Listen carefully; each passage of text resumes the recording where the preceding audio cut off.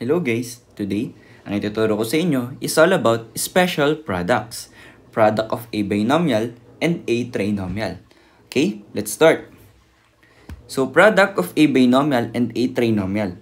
The product of a binomial and a trinomial can be expressed as the sum or difference of two cubes if they are in the following form.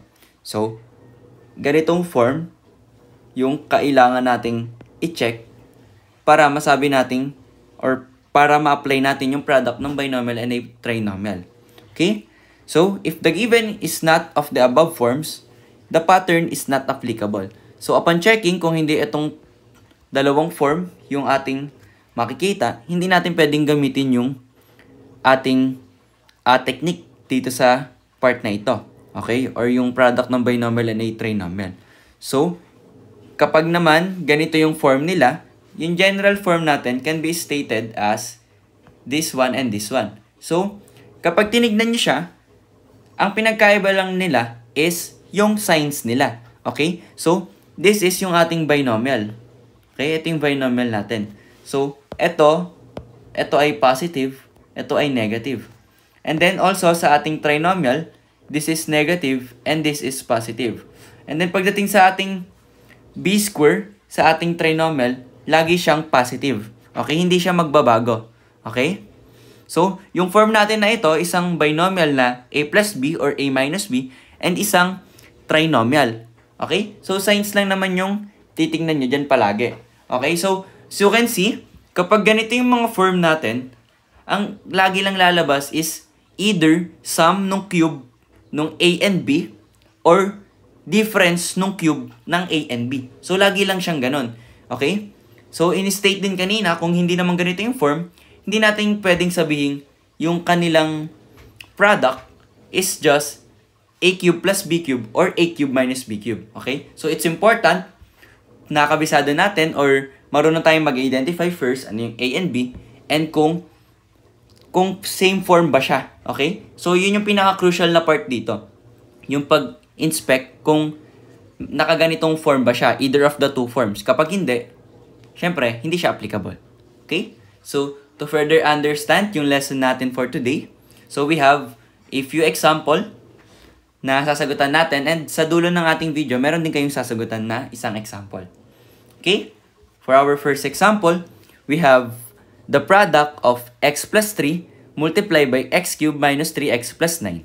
Okay? So, first, we have a binomial of x plus 3 and a trinomial ng x squared minus 3x plus 9. So first, kailangan natin i-examine kung yung form ba na ito is applicable, no? So, ngayon, kapag i-examine natin to, so ang dalawang form natin, sulat muna natin, okay? Para mas madali tayong mag-examine. So, meron tayong a plus b na binomial multiply by a square minus ab plus b square. And ito, equal to sa a cube plus b cube. Okay? And yung isang form naman natin, kapag naman minus yung b or negative naman yung b sa ating binomial, so a minus b multiply by a square plus naman tong ab natin. Okay? And then plus uli yung b square. Okay? Kapag ganito naman yung form natin, ang product nila is just the difference nung cube nila. So, a cube minus b cube.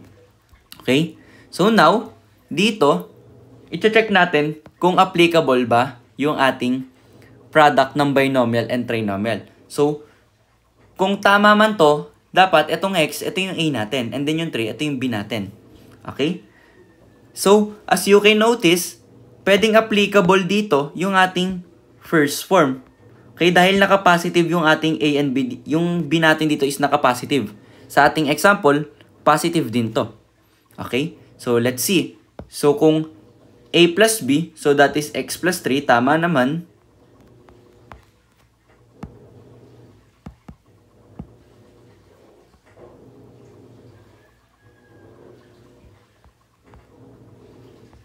Okay? And then, a square, so itong a natin, which is yung x, so that is x squared. And then minus ng product ng a and b. So, yung x tsaka 3 mo-multiply natin, which is just 3x.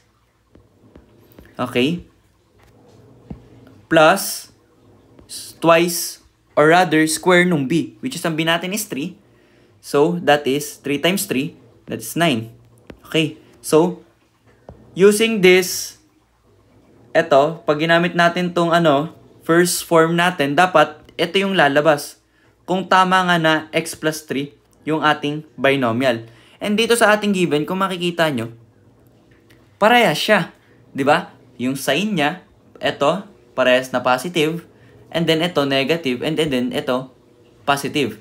And if you can see yung term sa loob ng binomial and dun sa loob ng trinomial, parehas din sila. Ito x, ito 3. And then sa trinomial naman, x squared, 3x, tsaka 9.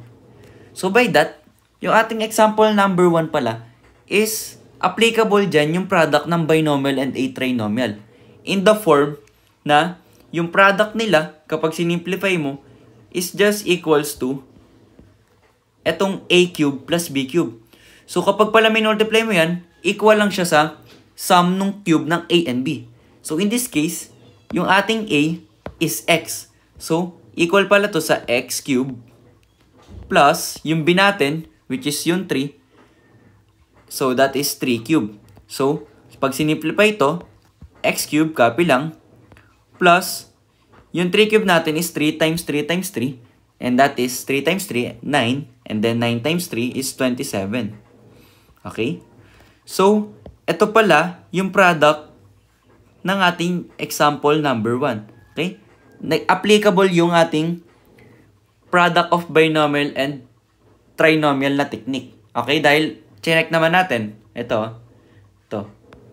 Yan. So, mahalagang part to. Kailangan ma-check nyo siya. So, sa akin, kapag chinecheck ko siya, ang ginagawa ko, i-check ko muna yung sign ng binomial niya.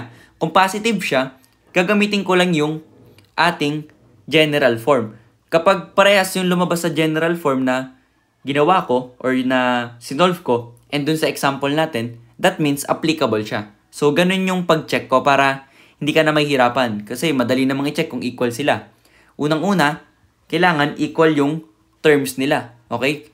Kumbaga, yung dalawang term ng binomial, tsaka yung tatlong term ng trinomial, kailangan parehas yun sa example, pati sa ating na compute. Okay? Or yung ating na-derive using the general formula. And lastly, i-check din natin yung signs. Kailangan parehas din sila. Sa binomial, it's either positive or negative. And then sa trinomial, ganun din. Okay? So, I hope malinaw sa inyo kung paano natin chinek tong ating example number 1 and kung paano natin nasabing applicable yung product ng binomial and trinomial. Okay? So, proceed tayo sa ating example number 2 para mas maintindihan nyo siya kung applicable din ba siya dito sa ating example or hindi. Okay? So, find the product of x minus 4 multiplied by x squared plus 4x plus 16. So, ito yung ating binomial and ito yung ating trinomial. Okay? So, we have two forms ulit. Sulat tuloy natin para mapadali ang ating buhay. So, we have a plus b. So, first, kung yung binomial natin is, ang operation nila is addition, i-multiply daw siya sa trinomial in the form ng a squared minus ab plus b squared. Kapag ganito yung form, ang product lang yan is just a cube plus b cube. Okay? And then yung ating second form is kapag naman subtraction yung ating operation sa binomial, which is can be written as a minus b. Ang trinomial naman dapat is a square plus ab plus b square. Okay. Kapag nasatisfy naman yung ganitong form, equal lang siya sa a cube minus b cube naman. Or the difference nung cube nila. Okay? So ngayon, sa ating binomial, yung x, ito yung a natin. Okay? And then itong 4, this is yung b natin. And as you can notice, upon examining, negative to. So, ito yung i-check natin ngayon, yung ating second form. Kung same ba yan? Kung sakaling same yan, and then, we can just conclude or we can conclude na yung product netong binomial and trinomial natin is just a cube minus b cube or the difference ng cube nila. Okay? Now, using x as ating a and then 4 as ating b, so we will have a minus b, so that's x minus 4. Okay? Multiply by a square. A square is yung a natin is a, so that's x square plus yung product ng ating a and b, which is product ng x and 4, so that's 4x plus b square. Ang b natin is 4, so 4 times 4 or 4 square is 16.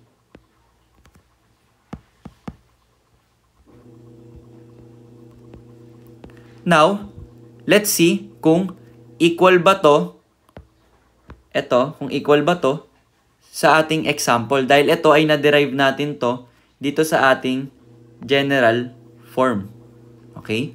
So, first we have x minus 4 na binomial. And then ang trinomial natin is x squared plus 4x plus 16. So, same to. So, i-check natin ha. Para mas maintindihan yung sinasabi ko, i-check natin siya isa-isa. Okay? So, first, x squared. So, x squared to. 4x to. And then 16 to. And then yung sign nila, positive to, and positive to. So, pare-pareha sila. Okay? So, it means, applicable dito yung ating product ng binomial and trinomial in the form ng a minus b. So, minus naman yung operation niya. Okay? So, by that, ang product netong binomial and trinomial natin is just itong a cube minus b cube natin. So, ngayon, isa-substitute natin dito sa a cube minus b cube yung ating a and b sa example natin. Okay? So, sa example natin, ang ating a is yung x. So, x raised to 3 siya. Okay? Minus yung ating b, which is 4 raised to 3. So, 4 raised to 3. And then, sisimplify natin yung 4 raised to 3. Yung x cube, hindi na natin siya masisimplify dahil simplify na siya. So, this is x cube. Minus, yung 4 cube is just 4 times 4 times 4. And 4 times 4 is 16. 16 times 4 is 64. So, this is 64. Now, ito na yung ating final answer. So, ito yung product ng ating binomial and trinomial using yung ating second general form, which is negative or subtraction yung operation ng ating binomial. Okay? So, I hope maliwanag uli kung paano natin chinek kung yung example number 2 ba natin, yung given equation natin, or rather yung expression, yung product ng binomial and trinomial, is applicable using this technique. Okay? So, ngayon, nag-satisfy naman yung ating example dun sa ating general form. So, nakapag-conclude tayo na kung sum ba siya or difference ng cube nila. Okay? So, I hope naging malinaw sa inyo yun. Okay? So, for our example number 3, ito na yung sinasabi ko kanina sa ating first part na may sasagutan kayo. Okay? So, kindly comment down your answer sa ating chat box and then let's see kung tama ba yung sagot nyo. Kung medyo nalilito pa, you can always pause or go back sa earlier part ng video na ito and then panoorin nyo uli upang mas maintindihan nyo siya. And then balik uli kayo dito sa ating example number 3 and then try nyo uli siyang sagutan kung kaya nyo na. Okay? If you have any questions or clarification, kindly comment down din sa ating chat box and sasagutan natin siya sa mga susunod pang araw. Okay? And that's it for our lesson for today. I hope may natutunan kayo and maraming salamat sa panonood.